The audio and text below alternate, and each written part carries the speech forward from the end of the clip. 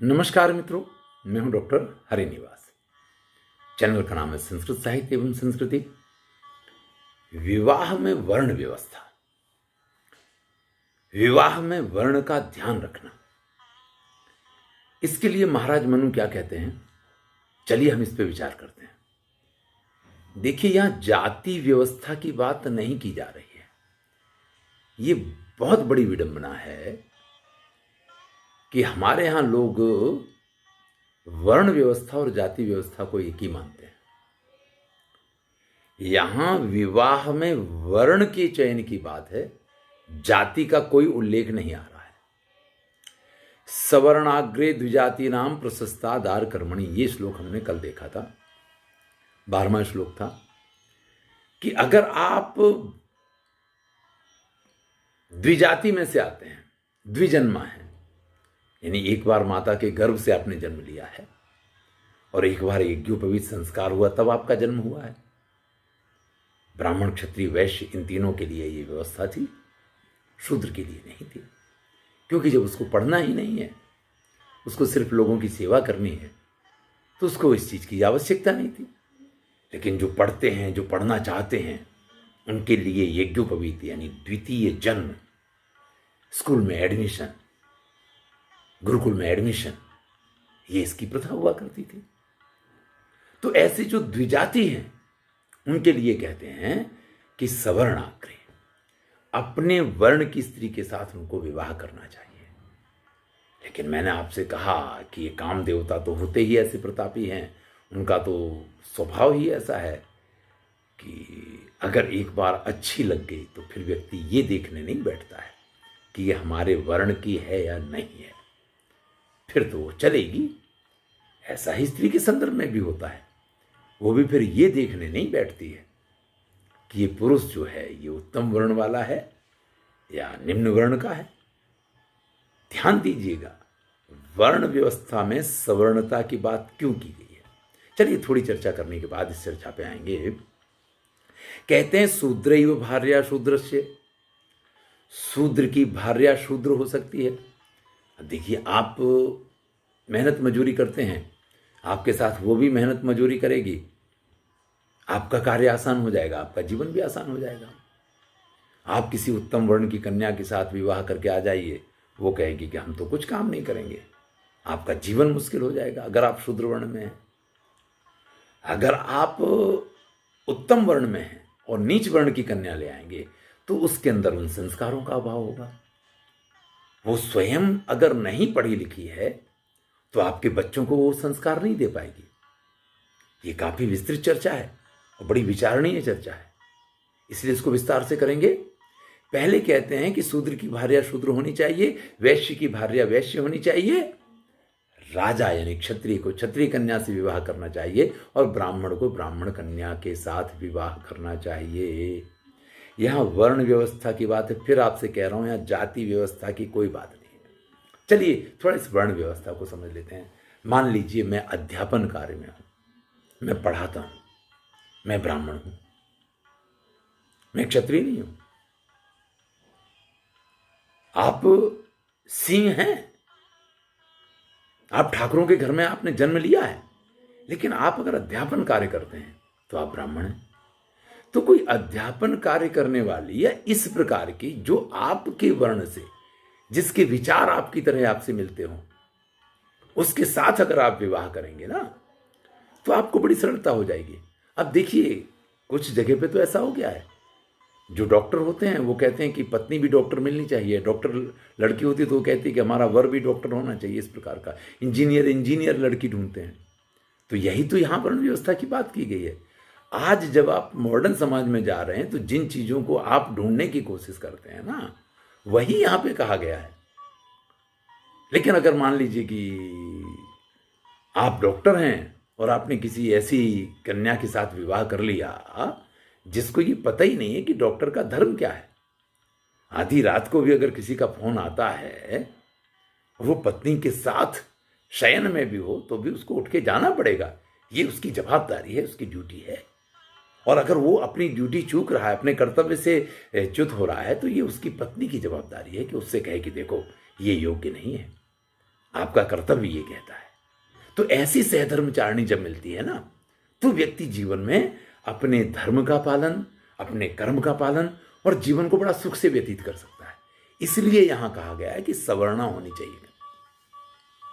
लेकिन अगर कामदेव का प्रताप बढ़ गया और फिर अगर आपको विवाह करना भी है, तो अब यहां याद कीजिए, ना ब्राह्मण क्षत्रियो अपराध्यपि ही तिष्ठतो। तो यहां पे एक विधान करते हैं कि ब्राह्मण और क्षत्रियों को विपत्ति के समय पे भी किसी अन्य कन्या के साथ विवाह नहीं करना चाहिए। देखिए, नियम ये है, धर्म यही कहता है। लेकिन कामदेव का जब प्रताप बढ़ता है, तो मैंने कहा कि राजा को जो अच्छी लगे वही रानी होती है। एक सुंदर कथा किसी ने उपन्यास लिखा, दाटू करके, साउथ का उपन्यास है। तो उसमें एक ब्राह्मण श्रेष्ठ हैं और उनको जो उनके यहाँ काम करने वाली है उसके साथ लगाव हो गया। तो उनके मन में ये विचार आता है कि अगर मैं इसके साथ शारीरिक संबंध बनाता हूँ तो इससे मेरा धर्म भ्रष्ट हो जाएगा, मेरा यज्ञोपवीत अपवित्र हो जाएगा। तो क्या करते हैं कि संबंध बनाने के समय यज्ञोपवीत ही उतार के खूंटी पे टांग देते हैं और फिर बाद में फिर से पहन लेते हैं। तो भैया ये तो व्यक्ति को ऐसे ऐसे विचार देता है काम कि उससे तो बच पाना बड़ा कठिन कार्य है। तो अगर काम का ऐसा प्रताप बढ़ गया है, आपका अपने ऊपर काबू नहीं है, तो आप क्या कर सकते हैं?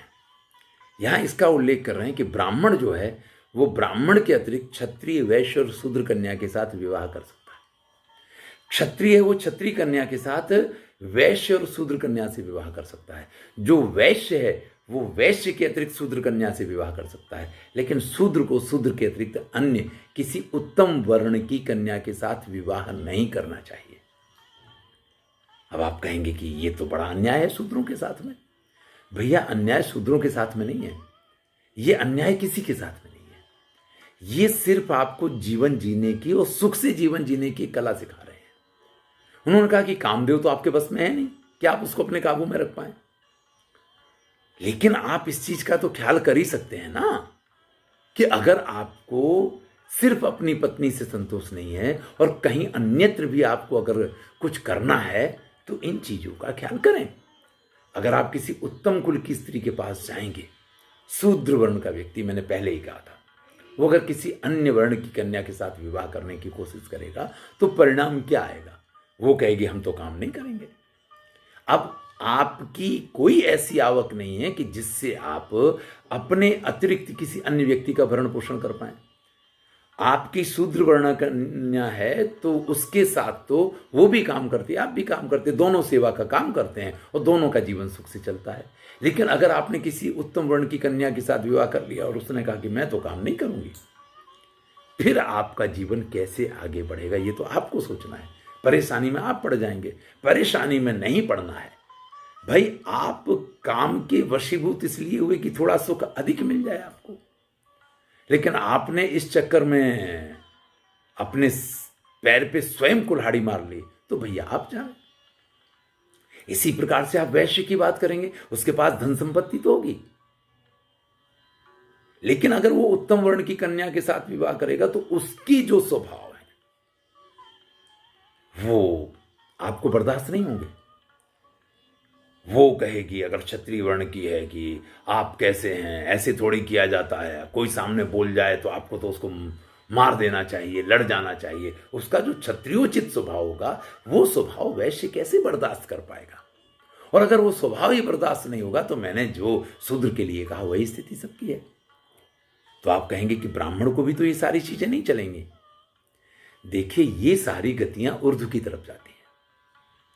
आप लोगों की सेवा करते करते जब थोड़े श्रेष्ठ बनते हैं तो आप धनिक बनते हैं, तब आप वैश्य की कक्षा में आते हैं। जब आप वैश्य की कक्षा में आने के बाद लोगों को दान धर्म करते रहते हैं तो लोग आपका आदर सत्कार सम्मान करना शुरू करते हैं और तब आप एक राजा की कक्षा में आते हैं, एक क्षत्रिय की कक्षा में आते हैं।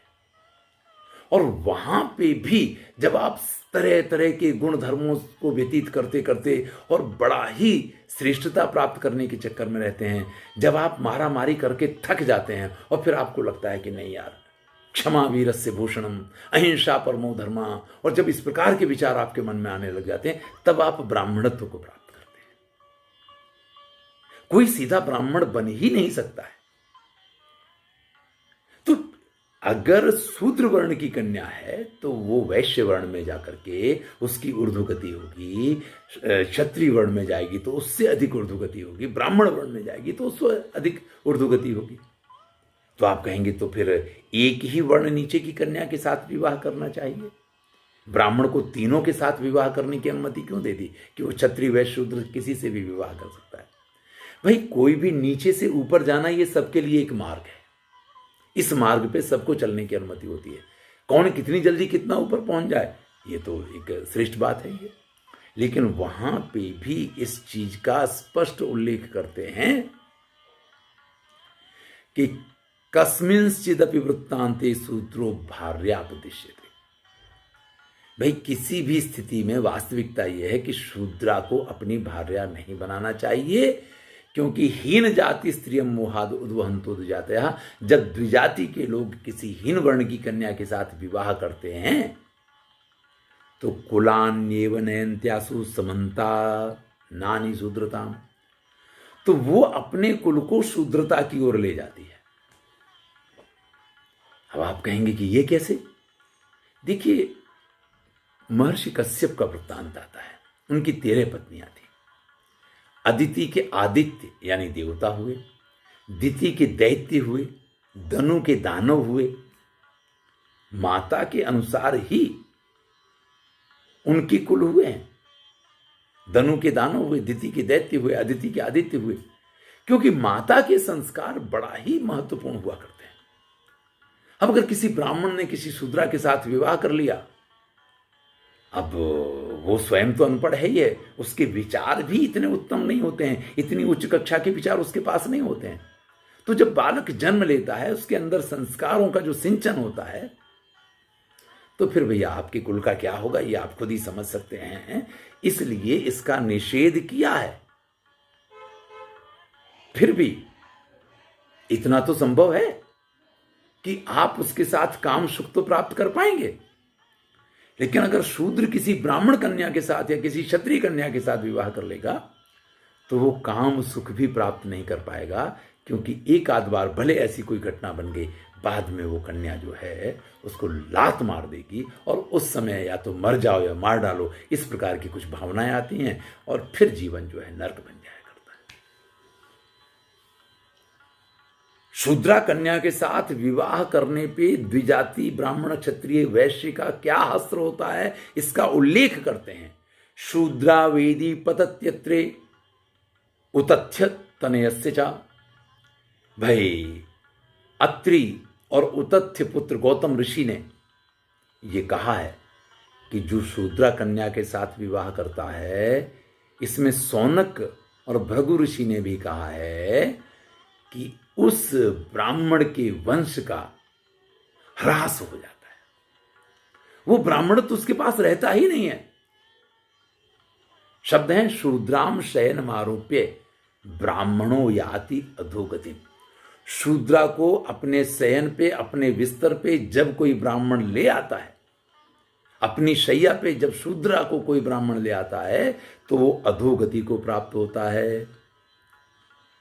इसी से देखिए, संतान तो अभी हुई नहीं है, संतान की तो बात ही नहीं है, यानी उसके साथ शारीरिक संबंध बनाने से ही, क्योंकि उसके विचार, उसका खान पान, उसका रहन सहन, उसकी उठने बैठने की रीत सब अलग होती है। जनित्वा सुतम तस्याम ब्राह्मण्या देवहीयते। और उसके बाद अगर उसने उसके गर्भ से बालक को जन्म दे दिया, फिर तो उसका ब्राह्मणत्व ही नष्ट हो जाता है। यानी अगर वो शयन कक्ष तक आई, आपके शयन की भागीदार हुई, तो आपको अधोगति की प्राप्ति होती है। लेकिन उससे कहीं आपने संतान को जन्म दे दिया तो आपका ब्राह्मणत्व ही चला जाता है। देव पितृ अतिथि तत्प्रधानानि यस्य। भाई व्यक्ति विवाह करता है, बालक को जन्म देता है, पुंनाम नरकात् त्रायतेति पुत्रः, जो इस पुम नाम के नरक से व्यक्ति को बचाए उसको पुत्र कहा जाता है। लेकिन यहां जो संतान पैदा होगी ना उसको देव क्रियाओं की अनुमति है, ना उसको पितृ क्रियाओं की अनुमति है, ना उसको अतिथि क्रियाओं की अनुमति है। आपके यहाँ अतिथि आएगा तो कहेगा कि नहीं, हम तो इसके हाथ का भोजन नहीं करेंगे। आपके पितर भी उसके हाथ का पिंड स्वीकार करने के लिए तैयार नहीं होंगे, देवता भी उसका पूजन स्वीकार नहीं करेंगे। आप कहेंगे ऐसा क्यों? क्योंकि अगर संस्कार रहित है, देखिए स्त्री रत्न है तो शूद्रा भी चलेगी। ध्यान दीजिएगा, स्त्री रत्न शब्द सबसे पहले कह दिया है, दूसरे अध्याय में ही उसकी चर्चा कर चुके हैं। अगर स्त्री रत्न है, अगर उत्तम गुणवान है, संस्कारवान है, तब उसके लिए ये बात नहीं लागू पड़ती है। लेकिन अगर शूद्रा वर्ण की बात है, जिसने ऐसे ही वर्ण का चयन किया, जिसको काम ही यही अच्छा लगता है, जो यही करती है, क्योंकि वर्ण तो वही है जो उसने वर्ण किया है, तो फिर तो भैया वो कहीं भी इस कक्षा में नहीं आएगी, उसकी संतान भी इस कक्षा में नहीं आएगी। नासनंति पितृदेवास्तन्नच स्वर्गम च गच्छति। फिर ना तो आपके पितर स्वर्ग में जाएंगे, ना आपको स्वर्ग की गति प्राप्त होगी। स्वर्ग क्या है? सुख शांति है। तो सुख शांति भैया कहाँ से मिलेगी है? अगर ऐसी संतान होगी जिसकी माता ने उसको संस्कार ही ऐसे नहीं दिए होंगे, तो आपको सुखी नहीं रहने देगी। आप चाहे जितने बड़े दिव्य आत्मा, दिव्य पुरुष बने रहें, लेकिन फिर आप सुखी नहीं रह सकते। और आगे बढ़ के कहते हैं, वृषली फेन पीतस्य निश्वासोपहतस्य च तस्याम चैव प्रसूतस्य निष्कृतिर्न विधीयते। अब देखिए, शूद्रा स्त्री होगी तो उसके खान पान में भी ऐसी चीजें खाना, ऐसे पेय पदार्थों का पान करना, वो तो उसने वर्ण किया है। तो जब उस वर्ण का उसने वर्ण किया है और फिर आप उसके होठों का पान करेंगे, आप चुंबन करेंगे, जब उसके साथ आपका शारीरिक संबंध बनेगा तो उसके श्वास प्रश्वास आपके श्वासों के साथ टकराएंगे। भैया टकराना क्या है, एक दूसरे के अंदर भी वो श्वास जाया करते हैं। कभी कभी आपका छोटा हुआ निश्वास जो है आपकी पत्नी के अंदर तक पहुंच जाता है, पत्नी के द्वारा छोड़ा हुआ निश्वास आपके अंदर तक जाता है। तो कहते हैं कि जब ये प्रक्रिया शुरू होती है ना, और उससे अगर बालक का जन्म होता है, निष्कृतिर्न विधीयते, तो इस पाप का कोई प्रायश्चित नहीं है। तो भैया यहां कह भले दिया कि आप ऐसा कर लीजिए, आपको कम से कम शारीरिक सुख, आपको कम से कम काम संबंधी सुख तो प्राप्त हो जाएगा, लेकिन बड़े ही कठोर शब्दों में इस चीज की निंदा की है कि ब्राह्मण को किसी शूद्रा के साथ विवाह नहीं करना चाहिए, क्षत्रिय को भी नहीं करना चाहिए, वैश्य को भी नहीं करना चाहिए। तो इन चीजों का ख्याल रखें। अब तो खैर ठीक है, एक ही विवाह की बात आ गई है, इसलिए ये बहुत समस्याएं नहीं होती हैं, लेकिन फिर भी हमारे कायदे कानून कुछ विशिष्ट हैं। विवाह आप एक कर सकते हैं, लेकिन लिव इन रिलेशन में आप कितनों के साथ रहते हैं, आपको कोई बंधन नहीं, आपको कोई नहीं रोक सकता है। हाँ, आपकी अपनी आत्मा आपको रोके या आपकी सहधर्मिणी आपको रोके, यही संभव है। अन्यथा तो क्या होता है कि लोग बाग जो है ना, जिससे विवाह करते हैं उसका तो कोई ध्यान ही नहीं रखता है और अन्यत्र इधर उधर घूमते रहते हैं। परिणाम श्रेष्ठ नहीं हो सकते हैं, ये निश्चित है। धन्यवाद। अब विवाह के जो 8 प्रकार हैं उनकी चर्चा हम अगली वीडियो में करेंगे। मैं हूं डॉक्टर हरिनिवास। बड़ा ही महत्वपूर्ण है, यहां जाति व्यवस्था की बात नहीं है, वर्ण व्यवस्था की बात है, इसलिए हम इसको समझें। डॉक्टर अगर डॉक्टर की पसंदगी करता है और वो ये नहीं देखता है कि ये ब्राह्मण जाति में जन्मी है, किस जाति में जन्मी है, तो वो योग्य निर्णय है, ऐसा हमारे शास्त्र कह रहे हैं। धन्यवाद।